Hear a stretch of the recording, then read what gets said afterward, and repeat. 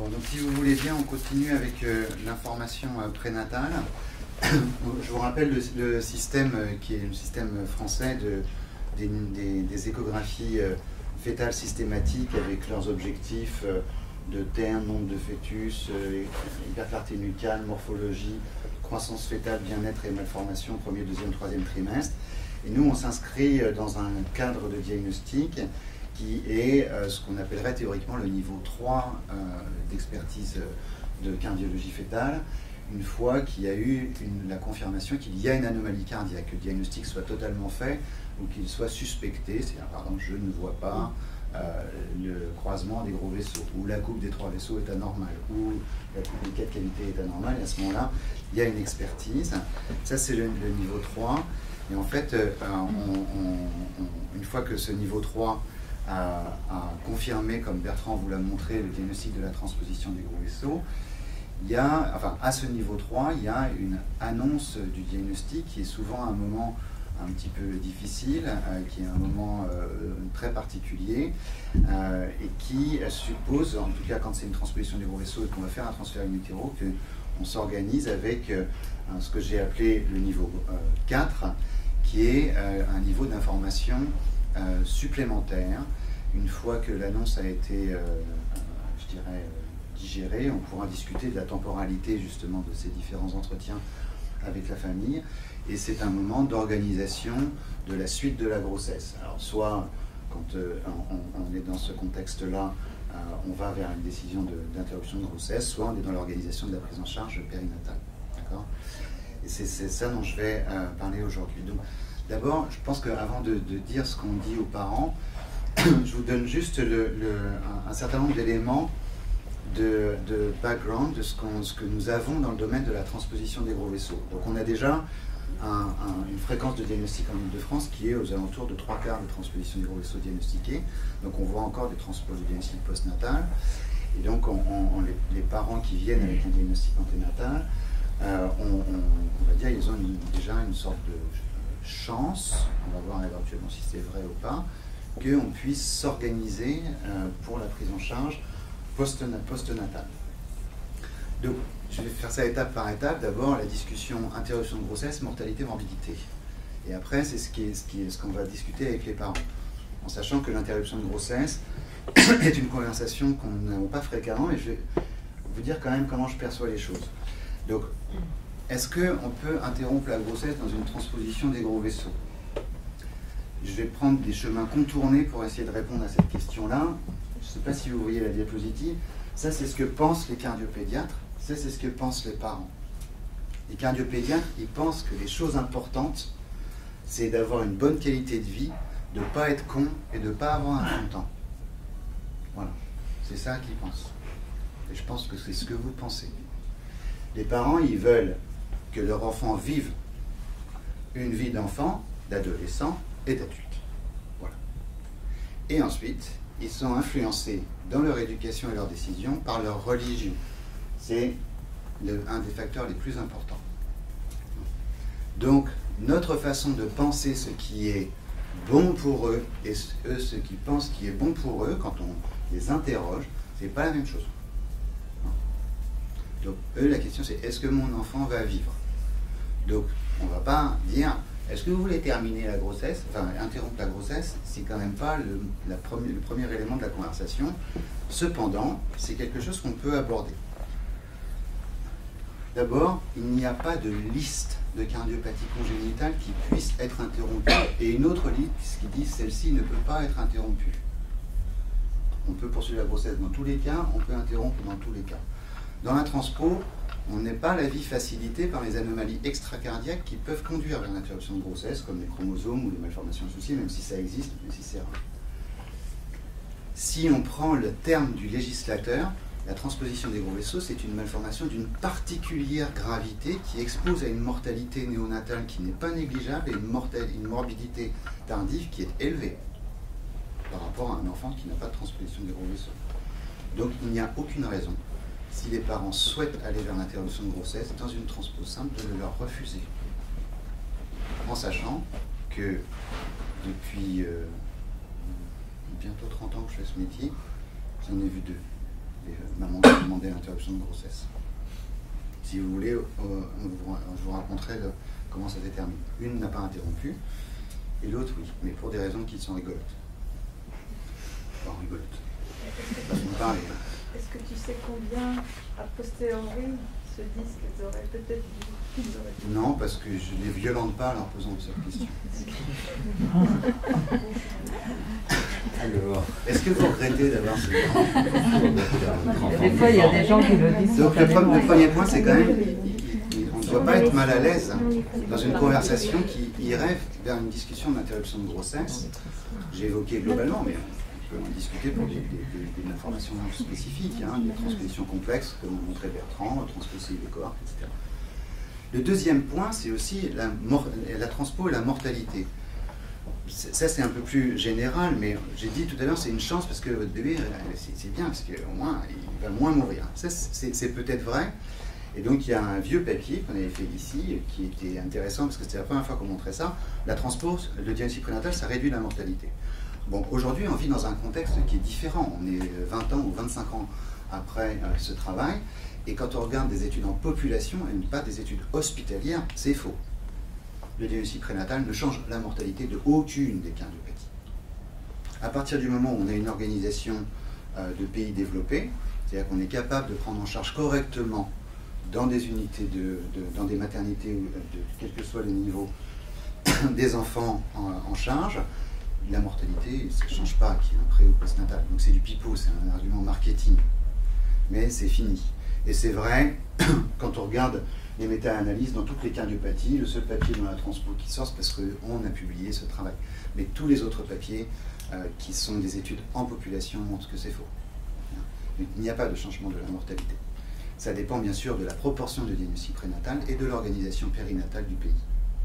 Donc en France, la réponse, ça ne change pas. Ça change qu'en Chine, on ne regarde pas les détails de ça, mais en Chine, comme il n'y a pas de néonates, effectivement, les enfants, ils arrivent à 15 jours avec une transpo, donc ils calment. Et donc ceux qui ont une transposition des gros vaisseaux du diagnostic anténatal, ça va aller bien, mais il ne faut pas trop regarder le taux d'interruption. Nous, on approche de 0% d'interruption, mais en Chine, c'est pas tout à fait du tout vrai. Ils ont 15-20% d'interruption en transpo simple.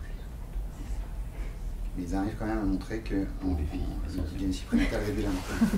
Donc, comment ? Pour les filles, essentiellement. Donc la mortalité, avant on disait, la mortalité préopératoire de la transposition des gros vaisseaux, c'est 4-5%, 4-6% dans les séries, en particulier des séries canadiennes, qui avaient montré ça, et il n'y en avait quasiment pas dans ceux qui avaient un diagnostic prénatal. Donc la mortalité, c'est pas le sujet. La mortalité, quand on est en face d'une famille qui a un transpo diagnostic anténatal, on ne va pas leur donner l'argument que s'il n'y avait pas eu de diagnostic prénatal, votre enfant a beaucoup plus de risque de mourir. C'est pas très intéressant comme élément de la conversation. Par contre, on sait que même quand on a un diagnostic prénatal, il y a une mortalité préopératoire. Et ça, cette mortalité préopératoire, donc on a repris à peu près 800 transpos diagnostic anténatal qui sont ici inborn, elle est de 1,2%. C'est pas rien. Puisque la mortalité chirurgicale, transpo complexe comprise, ici sur ces 800 c'est 1,8. Et la mortalité à 1 an, c'est-à-dire la mortalité coronaire ou extracardiaque, c'est 1%. Donc au total, le risque de mourir la première année, c'est 4% de mort. C'est pas négligeable. Et donc, quand on dit on a enlevé celle-là, c'est très bien, c'est un gros effort, mais on n'a pas supprimé celle-là. La mortalité chirurgicale, Olivier en parlera, mais la mortalité préopératoire, c'est pas notamment quelque chose de prévisible, c'est une mortalité qui est cardiaque rarement. Il y a des enfants qui meurent parce qu'ils n'ont pas de shunt, par exemple, mais il y a aussi des hypertensions pulmonaires, des complications néonatales et des malformations extracardiaques pas prévues, mortelles. Donc, très bien, c'est bien le diagnostic prénatal, ça réduit la mortalité il y a 20 ans, plus maintenant. Ça n'a pas écrasé complètement et fini la mortalité préopératoire ou la mortalité de la première année qui ne reste pas négligeable maintenant. Donc, la mortalité, c'est plus notre problème. Donc, le deuxième problème, même si on peut faire des efforts pour la réduire, mais c'est pas très facile. Il n'y a pas beaucoup de choses sur lesquelles on peut agir. La morbidité, la précoce et tardive, c'est c'est un des problèmes. Donc on dit qu'on va réduire la morbidité en faisant les transferts in utero, il va y avoir un cardiopédiatre qui va être en salle de naissance, il va agir très vite, il va prendre toutes les bonnes décisions tout le temps parce qu'il est super extra compétent. Et donc c'est ça qui va se passer. La réponse est, en gros, on n'en sait rien. On ne sait pas du tout si ça réduit la morbidité. Et le fait que le transfert in utero et la prédiction de ce qui va se passer soit la règle, on n'est pas du tout sûr que ça améliore les choses. Quand on regarde en termes de morbidité, si le diagnostic prénatal change la morbidité cardiaque, la réponse est non. Ça ne change pas la morbidité cardiaque. Pourquoi ? Parce que la morbidité et la mortalité cardiaque sont liées aux artères coronaires. On en a discuté longuement, donc je ne vais pas le réévoquer. Donc ça ne change rien du tout. Il n'y a pas de différence de morbidité. C'est comme je disais quand je commentais tout à l'heure notre conversation. Si c'est une transpo coronaire normale, la morbidité et la mortalité cardiaque sont extrêmement faibles, mais si les coronaires ne sont pas normales, la morbidité et la mortalité cardiaque sont extrêmement élevées. Elles sont concentrées sur un certain nombre de patients que nous ne savons pas identifier. Donc nous n'avons pas une loyauté totale dans l'information. Par contre, et Leïla Kasmi en parlera tout à l'heure, il y a quand même un bénéfice qui a été montré partiellement, une seule étude, mais il y en a d'autres dans d'autres cardiopathies congénitales. Si on fait un diagnostic précoce, on les prend en charge plus précocement, et en les prenant en charge plus précocement, on va réduire leur morbidité neurodéveloppementale. C'est ce qui est montré dans ce travail de Joanna Calderon. Les enfants qui ont eu un diagnostic prénatal de transposition des gros vaisseaux ressemblent, en termes, ça c'est les différents éléments des fonctions exécutives, ressemblent statistiquement à la population générale, alors que ceux qui ont un diagnostic postnatal ont des anomalies plus prévalentes ou plus prononcées. Donc, effectivement, on peut préserver la morbidité tardive. Donc, si je résume, avant de dire rapidement après ce qu'on fait en entretien prénatal, parce que je pense qu'on peut en discuter, la mortalité, c'est un argument, c'est fake news aujourd'hui. C'est pas vrai, ça ne change pas la mort. Ça ne prédit pas la mortalité cardiaque. On n'est pas capable de le prédire, puisqu'on n'est pas capable de voir correctement les artères coronaires. Peut-être c'est ça sur lequel il faut qu'on se concentre. Ça réduit la morbidité extracardiaque, essentiellement neurodéveloppementale, mais pas le reste de la morbidité. Et ça donne théoriquement l'opportunité de s'organiser pour atteindre ses objectifs. Ce qui n'est pas tout à fait vrai, par exemple ici, nous ne sommes pas capables d'opérer les transpositions des gros vaisseaux entre le 3e et le 5e jour, ce qui est la date optimale pour des raisons organisationnelles. Voilà. Nous pouvons y arriver, on peut faire des efforts, mais on n'y arrive pas véritablement. Parce que c'est comme ça, et c'est comme ça dans la vie, et c'est comme ça un petit peu partout. Donc il y a la théorie et il y a la pratique. Donc, quand on voit des parents au niveau 4, ils rentrent dans un circuit que nous, on a pu s'appeler chez nous Parsifal. En gros, c'est une équipe obstétrico, pédiatrique, néonatale, médico-chirurgicale, avec un parcours assez complexe des parents, mais qui a pour objectif de les accompagner dans la prise en charge périnatale, qui comprend donc, les expertises diagnostiques, obstétricales, cardiaques, et les conseils appropriés par les différents spécialistes. Donc tout ça c'est coordonné généralement par une sage-femme. Ils ont leurs examens cardiaques et non cardiaques. Ils ont un parcours obstétrical d'organisation de l'accouchement et une interview parentale. Et théoriquement, il y a une synthèse commune au sein du CPDPN. Et quand la grossesse se poursuit, pour l'organisation de la naissance avec une information qui est transmise. Donc mon sujet c'est l'interview parentale. Ça va aller vite parce que les diapositives que j'ai mis là sont qu'est-ce que je leur raconte. Et après, je vous dirai éventuellement dans quel ordre ou dans quel désordre je le raconte. Il faut savoir qu'il y a eu un moment d'annonce, et peut-être que Bertrand, tu commenteras sur ce moment d'annonce, c'est-à-dire celui où on pose la sonde et on dit tiens, oui, c'est une transpo. Généralement, quand nous voyons les parents en entretien prénatal pour cette organisation, ils sont en couple, ce qui n'est pas toujours le cas au moment de l'annonce. Ce n'est pas toujours le cas non plus au moment de cet entretien. Et donc, on va réviser avec eux. Et je leur pose très souvent une question avant de commencer à leur raconter l'histoire, c'est de savoir, bon, on vous a déjà raconté beaucoup de choses et tout, est-ce que vous voulez qu'on révise? Et les parents, ils disent tous oui. Il n'y en a pas un qui dit non, non, je sais déjà. Ça n'arrive jamais. Et donc on révise comment c'est, comment ça fonctionne, pourquoi ils sont là, comment va leur bébé en anténatal, et ensuite qu'est-ce qu'on va faire, et dans quelles circonstances, et comment ça va s'organiser. Donc ce que j'ai mis là, c'est le livret entretien prénatal que nous avons sur le site. Et puis ensuite on va parler de la chirurgie cardiaque, de la période néonatale, comment ils vont voir leur enfant, où est-ce qu'il va être, etc. De la chirurgie, des suites opératoires, de façon assez simple. On va leur dire les risques de morbidité et de mortalité, en essayant bien sûr à chaque fois de les ménager, mais en utilisant les mots appropriés, en tout cas ceux que je pense. Et puis ensuite, on va leur raconter l'histoire de leur enfant, en tout cas elle sera celle qu'ils avaient pu imaginer dans l'immense majorité des cas, et puis qu'on connaît beaucoup d'adultes et que dans la plupart des cas, ils vont bien. Et pour ça, moi j'utilise, mais on n'est pas obligé, j'utilise un système de dessin, des feuilles recto-verso, où il y a ces images-là, mais on peut faire les dessins soi-même, on peut raconter sans dessin, ça dépend des gens. Ça, c'est la technique. Donc ça fait une partie importante de l'entretien, mais il y a d'autres choses qui sont importantes, et souvent, et au fur et à mesure que je le fais, je n'ai pas d'ordre. Une des choses qui est très importante, c'est d'abord de demander comment ça va. Dans la plupart des cas, quand on rencontre des gens qu'on ne connaît pas ou qu'on rencontre des ennemis, on leur pose une question, comment est-ce que vous allez? C'est un moment très important pour percevoir dans quel sens va s'orienter la conversation. Est-ce qu'ils vont bien, est-ce qu'ils vont mal, et ils ont toujours quelque chose à dire. Ce qui est aussi important, c'est d'essayer de se connaître. On ne se rencontre pas et on va... Enfin, en tout cas, moi, j'ai l'impression que je vais leur raconter des horreurs, dans un certain nombre de cas, peut-être pas tout le temps dans la transpo, mais dans d'autres malformations, oui. Et donc, j'aime bien savoir, et ils sont, dans la plupart des cas, ça les intéresse de dire qui ils sont.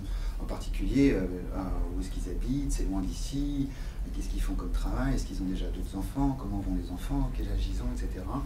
Et donc ça donne un contexte familial qui ne touche pas trop à leur intimité, qui sont des choses, je dirais, presque d'état civil, mais qui sont importantes pour les installer dans l'entretien. Il y a aussi quelque chose qui est important de savoir, c'est quelle est leur histoire avant d'arriver ici. Brièvement, vous nous l'a raconté, par exemple la dernière fois, c'était un couple qui vivait dans l'ouest de la France. Comme ils ne nous aiment pas, ils l'ont envoyé pour accoucher dans le nord. Mais comme le diagnostic n'était pas le même, ils sont revenus faire une expertise à Paris. Puis tout compte fait, on leur a dit, bah non, si t'es pas bien à Paris, il faut aller dans le sud. Et donc ils ont dit, bon, vous nous faites chier, ils sont venus ici. Et donc, dans la plupart des cas, le diagnostic qui était fait dans la région parisienne, et puis ils sont dans un circuit banal. Et là, ces gens-là, ils disaient, bon, on en a marre, maintenant on veut que ça s'arrête, cette histoire, on vient ici. Donc on avait besoin de savoir, parce qu'ils étaient agacés, et donc c'était intéressant de calmer l'entretien avant. C'est aussi important de savoir qui est la personne qui les a envoyés, parce que ça va être aussi la personne ressource près de chez eux, quand ils habitent loin. Surtout s'il y a de la surveillance à faire, et puis il faut leur dire qu'on se connaît, qu'on va partager les choses. Ensuite, j'explique le machin technique, mais ce qui est intéressant à ce moment-là, souvent pour eux, c'est de savoir comment les choses sont organisées. Et les questions qui sont importantes, pas seulement pour la maman, mais aussi pour le papa, elles sont souvent très mélangées au milieu de l'entretien. Et les choses qui sont importantes, mais ça c'est une vision encore personnelle, c'est est-ce que je vais voir mon enfant? Il y a beaucoup de gens qui disent en fait on m'a dit que mon enfant il allait mourir dans la minute qui suit sa naissance. Donc déjà quand il a vécu 10 minutes, ils sont contents. J'ai l'impression que c'est un pronostic qui est 10 fois amélioré. Donc ça c'est un truc important. Est-ce que je vais pouvoir le toucher? Est-ce que je vais pouvoir le prendre dans les bras? Et éventuellement une fois qu'on a répondu oui vous pouvez le voir, vous pouvez le toucher, le prendre dans les bras, il y a la maman qui regarde comme ça et dit mais vous pourrez l'allaiter aussi si vous avez envie. Et là elle dit ah bon? Et donc il va falloir en parler à un moment. Physiquement où ils sont, est-ce qu'ils sont loin d'eux, est-ce qu'ils vont pouvoir rentrer, est-ce qu'ils vont mettre des combinaisons de cosmonautes pour toucher leur enfant avec des gants tellement il est fragile, ou est-ce qu'ils vont pouvoir rentrer librement? Ça aussi, c'est très important. Et puis, il y a des choses qui sont tout à fait habituelles. C'est vraiment combien de temps ça dure, cette histoire. Ça, c'est absolument crucial. Par exemple, moi, les opérations de chirurgie cardiaque, quand c'est difficile, quand ça a l'air assez simple, je dis ça dure 4 heures. Quand c'est compliqué, je dis ça dure 6 à 8 heures. Pour leur montrer que c'est compliqué. Et la durée de réanimation, je fais comme le fût du canon, un certain temps. Ça dépend de beaucoup de facteurs. Et pour leur dire que c'est long aussi, surtout parce que c'est long pour eux. Donc, il y a plein d'autres choses.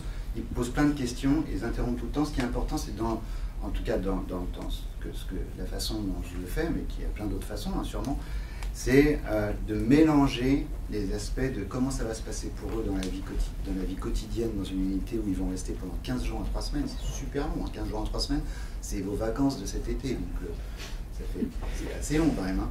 Et ça se passe pour nous, ça se passe à nickel en format malin. C'est de savoir qu'à chaque moment, en dehors de l'aspect technique, il y a des moments de la vie de tous les jours.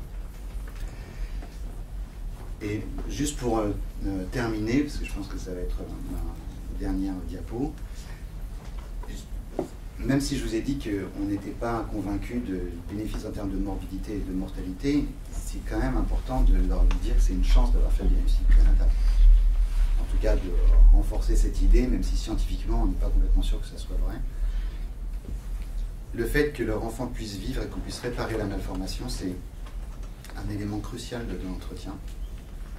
Donc réparer, c'est une chose fondamentale.